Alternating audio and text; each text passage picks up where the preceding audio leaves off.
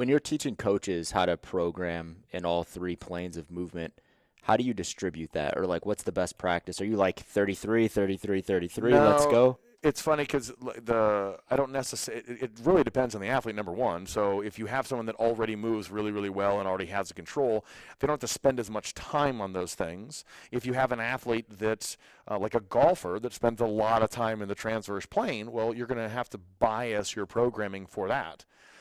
If we're talking about a mixed modal athlete, they're all just stuck in the sagittal plane anyway. So to me, it's making sure that you're getting out of the sagittal plane a little bit by maybe doing a single leg RDL, right? So it's still a hip hinging movement. It's still sagittal plane, but by opening up the degrees of freedom, you allow them to stabilize differently. So you're going to decrease the proclivity of the back to crank on.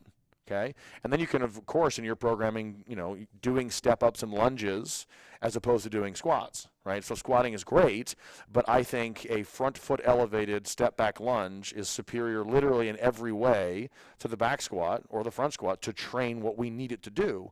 Well, if you just had them program and we're just going to use lunges instead, it's life-changing for these athletes. They don't have to warm up as much, their back feels amazing, and their squat goes up. So you can change those a little bit, and then at the end of the program, what I would call the tertiary part of the program, you can actually put trunk stability exercises in there that are obviously outside of the sagittal plane. So stay away from maybe just a normal crunch or a normal toes to bar, which are great exercises, and you can keep them in there. Just make sure that you're adding in these things. And the other one that I've heard James harp on all the time is you have to know why you're putting everything in the program. If you're just writing it in there because it's hard, right? Well, that's not good. You want to go in there and say, okay, I need this athlete to get out of the sagittal plane for back health or for performance reasons or whatever. And so if you're asking yourself and you're looking back and saying, okay, why are all these movements in there? Then you're able to sort of pepper in movements that are outside of the sagittal plane. But I don't have like a 40% is ideal. Sorry, I'm going to ask one more follow-up question on that. Because I think when we talk about athletes, it almost makes the answer easier, right? Because we're like, okay, I'm programming for this task. What if we're talking about general population? Then it's even more important to get out of the sagittal plane. Yeah, Right? so It's that's even that's more that's where my important. question was. Is there an optimal split inside of your head where you're like, this person isn't training for anything. They're training for function, they're training for life.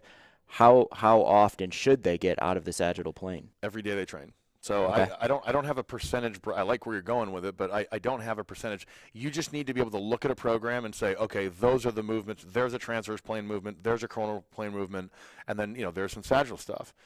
But they every single day that they train, they need to get out of there. And if you're thinking about like how we're trying to sort of express fitness, well, optimal expression of fitness is the ability to move and control in all three planes. And it's kind of funny if you watch someone who's sort of like an elite CrossFitter, a lot of them are not very good at like other sports. Like if you have them play basketball, which is a reactive sport, right? So Olympic weightlifting, CrossFit, powerlifting, these are what I call initiation sports, which means you initiate the movement, so you have full control over that.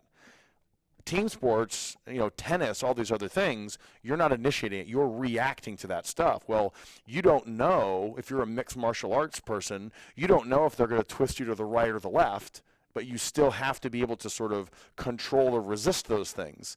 So with everyday life, it's the same way. You're just sort of moving around, and you have to be able to move and control in all three planes. So in the programming, they need to make sure that they've got things in there that are in all of those directions, so that we can be maximally functional.